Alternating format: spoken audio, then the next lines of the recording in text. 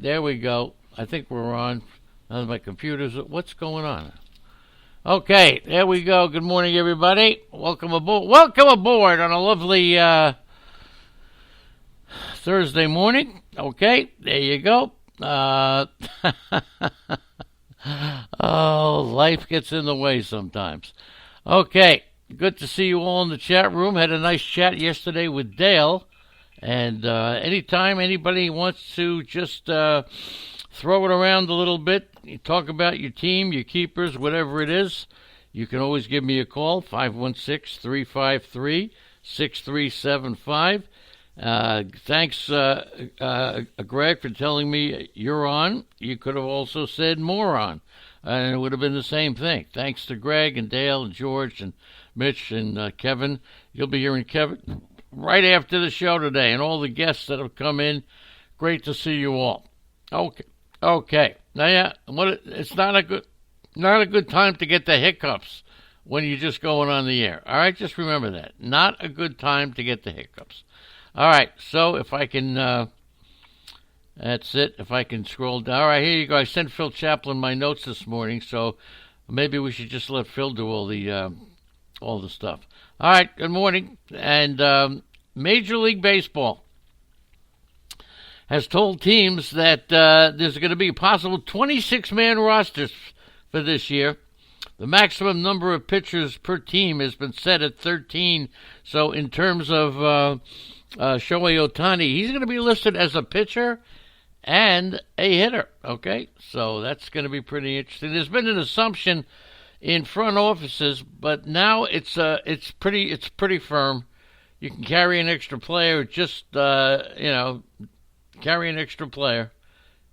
And if the game gets rained out, and teams can add a 27th player for a doubleheader, and that 27th player can be an extra pitcher for the DH only. Okay, so there you go. Now, some crazy stuff is going on still with this Astro thing.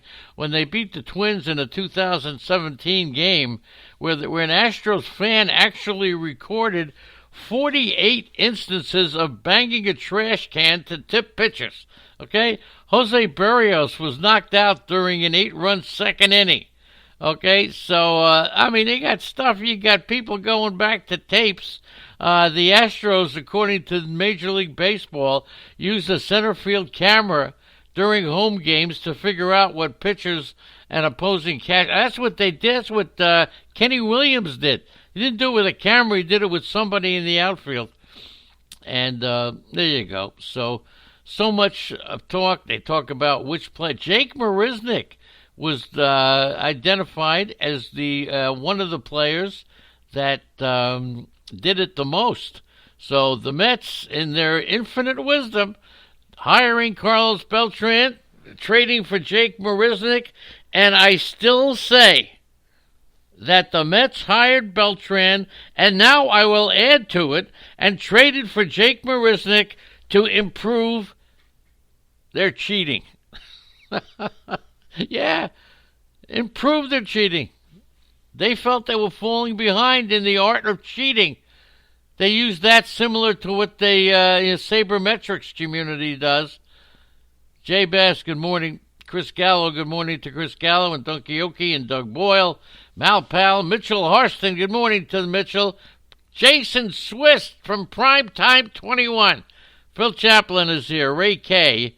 And a cast 1,000, so it's so good to have you. Yeah, that's right. Jake Marisnick was identified as one of those players, one of the players that used the stuff. And who got him?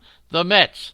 It just adds more fire, more fuel to the fire that the Mets hired Beltran and Marisnick to improve their cheating.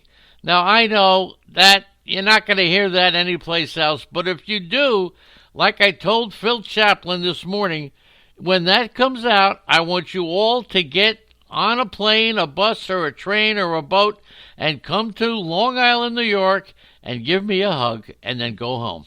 Okay? That's all you got to do. Pretty simple, right? Pretty freaking simple. Today, we're going to talk about the Detroit Tigers. So hold on to your hats, okay? Because the Tigers gets even. But Chris Bryant There you go, Chris Bryant. Uh, the the Cubs got a break yesterday. Their trade value for Chris Bryant was enhanced by the decision. And it's not automatic that he's dealt, since the Cubs still say, Theo Epson's not going to pack it in. Okay?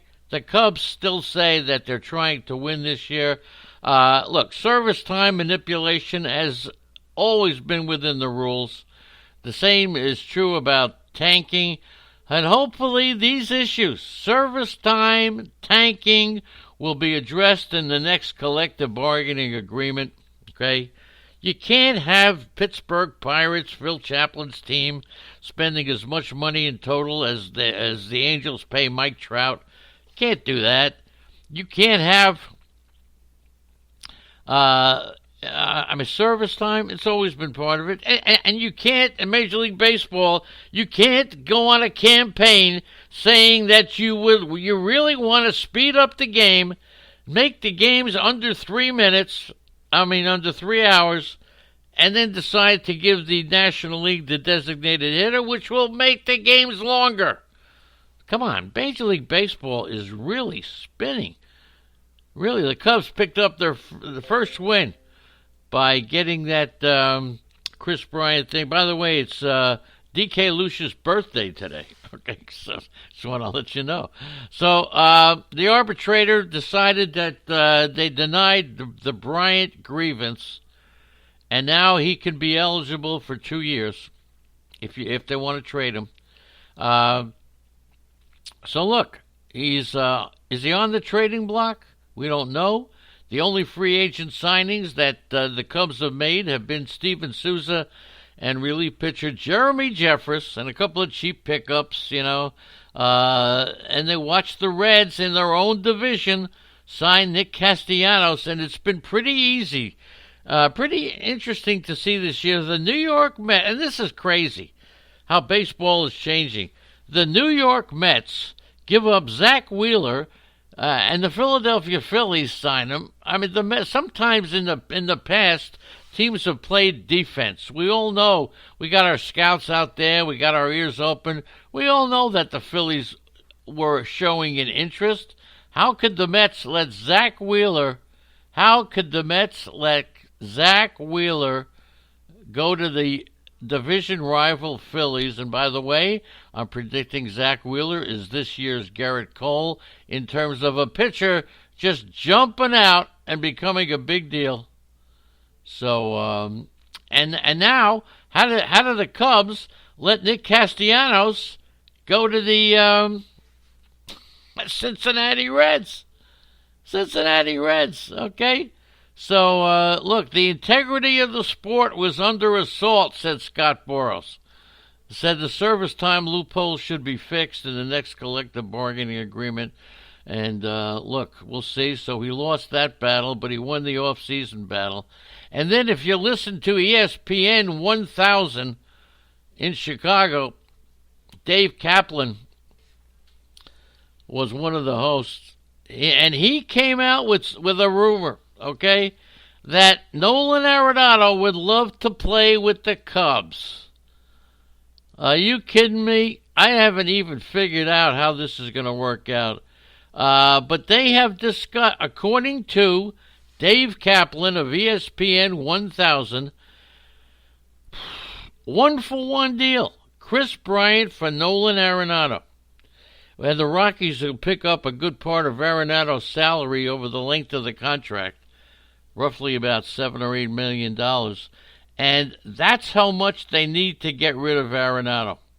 Because he absolutely, and I don't know this firsthand, but Arenado wants to get out of Colorado, and they just don't want to get a draft pick for him.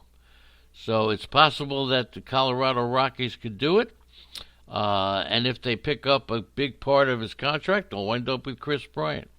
So look, and the Cubs do have another third baseman, Javier Baez, who someone they might consider a little bit more, all right, at third base if they need it. And And if they want to sign Scooter Gennett, who's been rumored to sign with the Cubs, and move Bryant over to third base, possibly, that could be.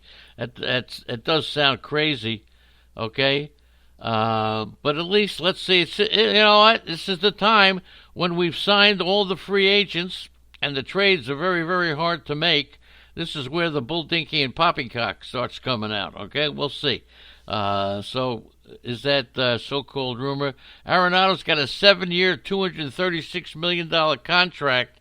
It's actually just a 2-year deal, a 5-year player option after that.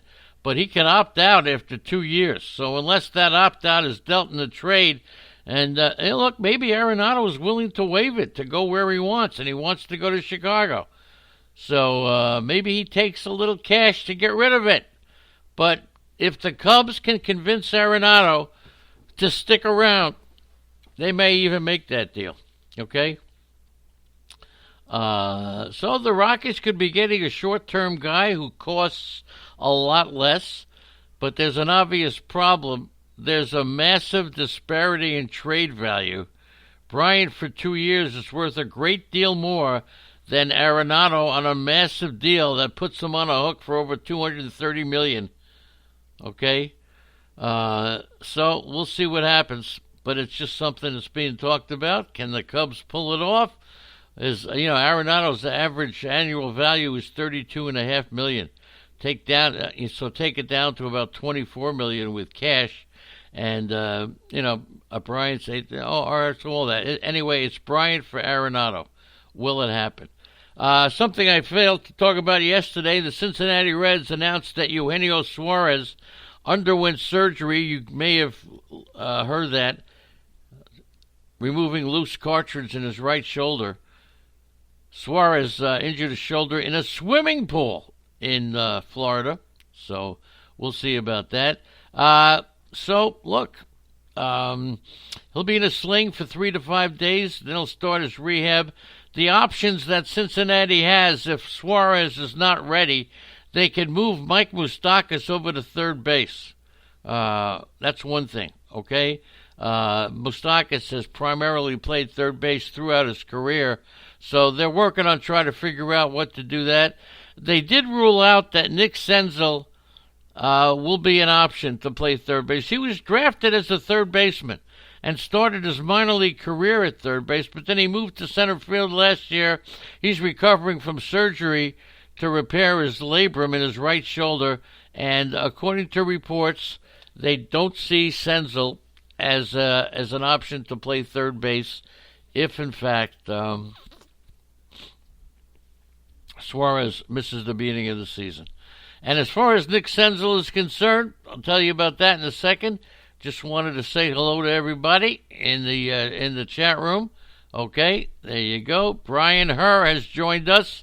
Chris Gallo, the Amazins, Dale, DK Lush on his birthday, Dunky the Okie, the Doug Boyle and George and Jeremy, Jason Bass and Mal Pal and Mitch and Phil and Primetime and Ray and SP Fan, Traveler, Unholy Toledo, Zelmo and Kevin, and you'll be hearing Kevin coming up next.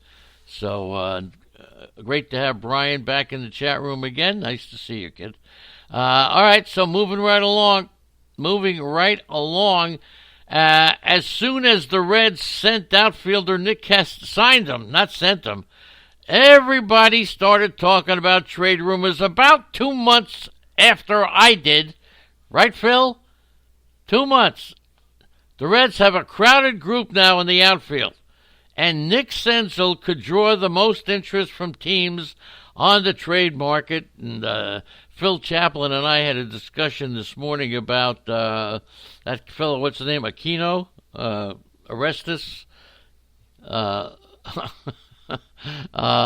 Aristides Aquino, and talked about the fact that we may, if they don't make a deal, they're going to have, Senzel with Winker and Aquino and Phillip Ervin all vying for at-bats.